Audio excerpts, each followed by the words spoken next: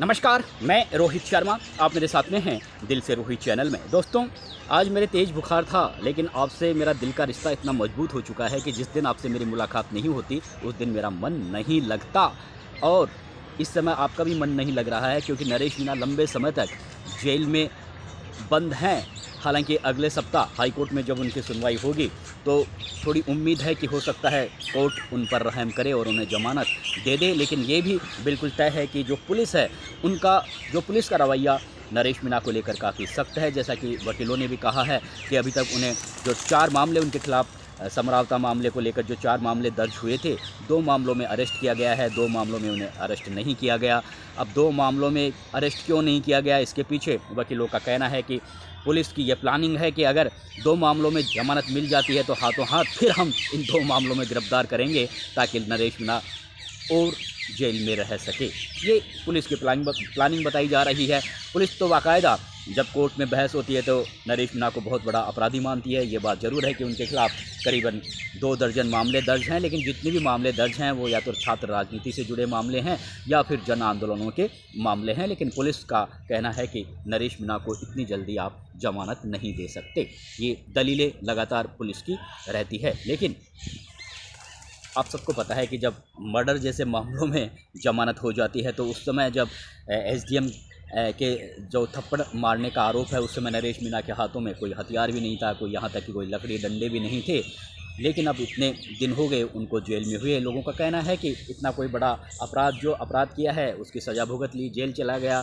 अब इतने लंबे समय तक अगर जेल में रखा जा रहा है, तो कहीं ना कहीं या तो कोई पॉलिटिकल प्रेशर है और कोई खुंदक नरेश मीणा से ज़रूर निकाल रहा है। इस तरह की संभावनाएं एक तरीके से नरेश मीणा के समर्थकों को दिन रात सताती रहती है। लेकिन बड़ी बात यह है कि अब हालांकि 2028 के विधानसभा चुनावों से पहले परिसीमन होगा सभी विधानसभा सीटों को लेकर। तो देवली उनियारा सीट कहाँ जाएगी, एससी में जाएगी, एसटी में जाएगी, जनरल रहेगी, या फिर आगे क्या स्थिति बनेगी, ये एक अलग बात है। लेकिन ऐसा लगता है कि नरेश मीणा अब अपने गृह जिले 12 जिले से चुनाव नहीं लड़ेगा। 2028 का चुनाव लड़ेगा तो वो टोंक, सवाई माधोपुर या टोंक जिले की किसी सीट से चुनाव लड़ेगा। और कोशिश यही रहेगी कि देवली उनियारा की सीट किस करवट बदलती है परिसीमन में, और अगर ऐसा देवली उनियारा से ही उनकी सीट लड़ने की ज़्यादा संभावना बताई जा रही है, अगर परिसीमन में ये सीट बनी रहती है।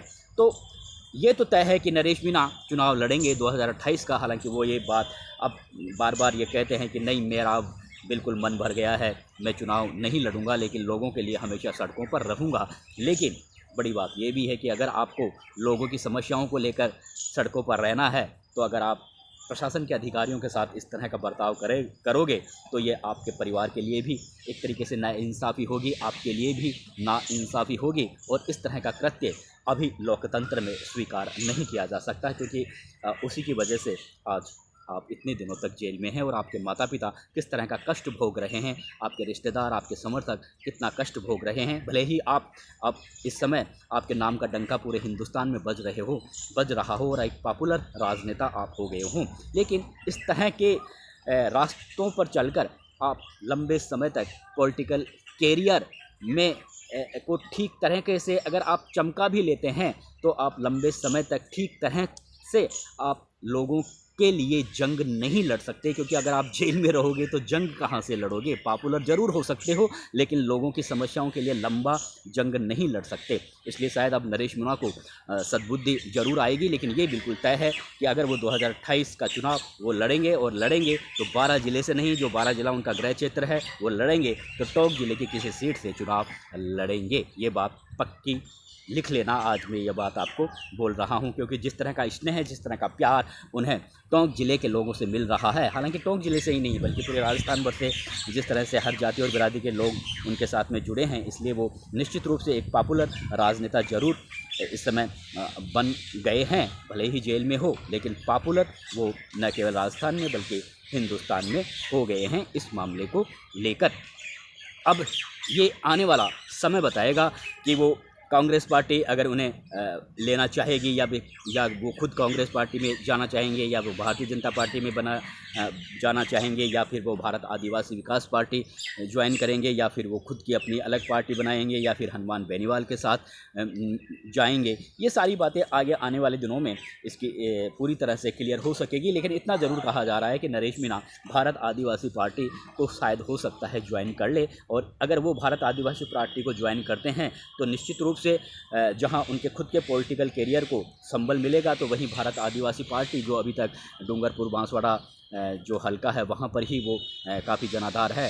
अगर वो नरेश मीणा जैसे नेता अगर भारत आदिवासी पार्टी को ज्वाइन करते हैं तो हाड़ौती अंचल में भी भारत आदिवासी पार्टी को ताकत मिलेगी, और इधर से पूर्वी राजस्थान में भी ताकत मिलेगी। लेकिन अभी कहना जल्दीबाजी होगा कि वो किस पार्टी के बैनर के तले आगे चुनाव लड़ेंगे या फिर खुद की पार्टी बनाएंगे। लेकिन इतना ज़रूर तय है कि वो चुनाव लड़ेंगे, लेकिन ये भी तय है कि वो 12 ज़िले से चुनाव नहीं लड़ेंगे, क्योंकि जिस तरह से समरावता के गांव वालों ने उन्हें नाम दे दिया है कि नरेश मीणा का समरावता, तो ये तो बिल्कुल तय है कि। और फिर सबसे बड़ी बात यह है कि जब 12 ज़िले से उन्होंने चुनाव लड़ा था उस समय उन्होंने 42,000 वोट हासिल किए थे, और जब देवली उनियारा से उन्होंने चुनाव लड़ा तो 62,000 वोट हासिल किए, 20,000 वोटों का अंतर है। तो इस बात को तो आप भी समझ सकते हैं कि नरेश मीणा की जो उन्हें स्नेह है, जो उन्हें प्यार और सम्मान है, जितना उन्हें गृह जिले में नहीं मिला उतना उन्हें बाहरी इलाके में मिला। वैसे नरेश मीणा कहते भी हैं कि मैं तो पूरे राजस्थान का एक तरीके से टाइगर हूँ, कहाँ से भी चुनाव लड़ सकता हूँ। फिलहाल वो जेल में हैं, लेकिन बड़ी बात यह है कि जब वो जेल से बाहर आएंगे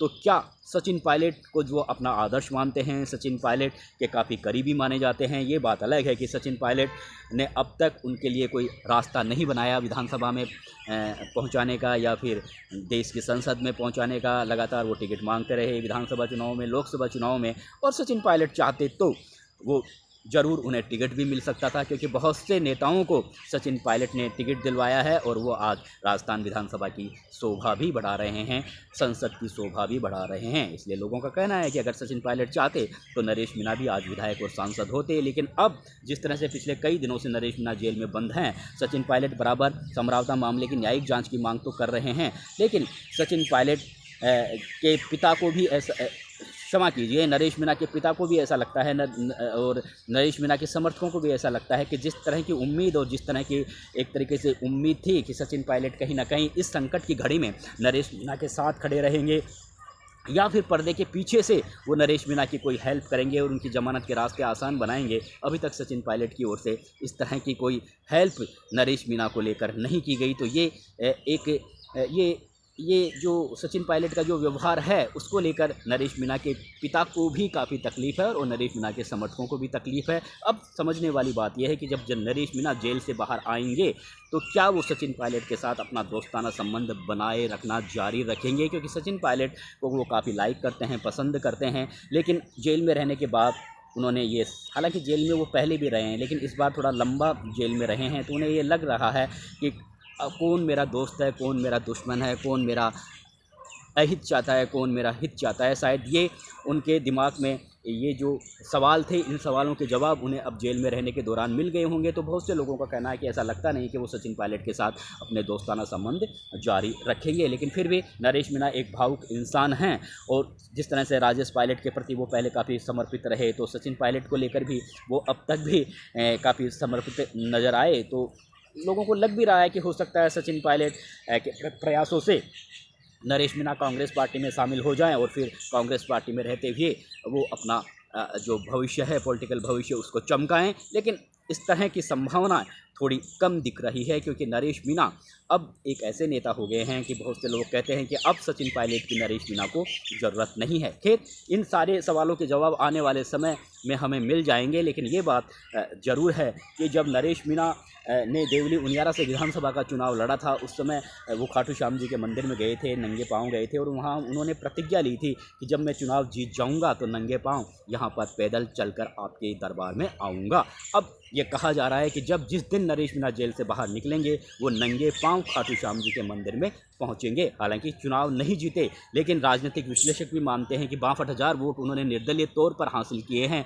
तो राजनीतिक विश्लेषक भी उनके दूसरे नंबर पर बढ़ रहे हैं वोट हासिल करने में। तो राजनीतिक विश्लेषक भी ये मानते हैं कि भले ही वो चुनाव हार गए हों, लेकिन ये जीत के समान है। इसलिए हो सकता है नरेश मीणा नंगे पांव खाटू श्याम जी के मंदिर में भी जाएं। और समरावता गांव में जो एक तालाब है, वहां पर ग्रामीणों ने कहा है, ग्रामीण लगातार मीडिया को कहते रहे हैं कि जब पुलिस ने ज्यादती की थी उस रात, तो बहुत से रात के अंधेरे में तालाब में कूदकर जान बचाई थी। तो वो तालाब के भी वो दर्शन करेंगे, वहाँ भी वो एक महाकुंभ स्नान की तरह हो सकता है नरेश मीणा स्नान करेंगे। इस तरह की बातें कही जा रही है। एक नगर कोर्ट में भी जो वहाँ पर महापंचायत हुई थी, और वहाँ पर भी नरेश मीणा का काफ़ी मूवमेंट रहा था चुनावों से पहले भी, तो वहाँ भी वो एक मंदिर है, तालाब है, वहाँ भी वो डुबकी लगाएंगे। तो कहा जा रहा है कि जिस दिन वो जेल से बाहर आएंगे वो सबसे पहले खाटू श्याम जी के मंदिर जाएंगे, समरावता के गांव के तालाब में स्नान करेंगे, नगर कोर्ट के तालाब में स्नान करेंगे। लेकिन बड़ी बात यह है कि 2028 का जो विधानसभा चुनाव होगा, हालांकि इससे पहले परिसमन होगा, लेकिन ये बात जरूर है कि वो 12 जिले से चुनाव नहीं लड़ेंगे,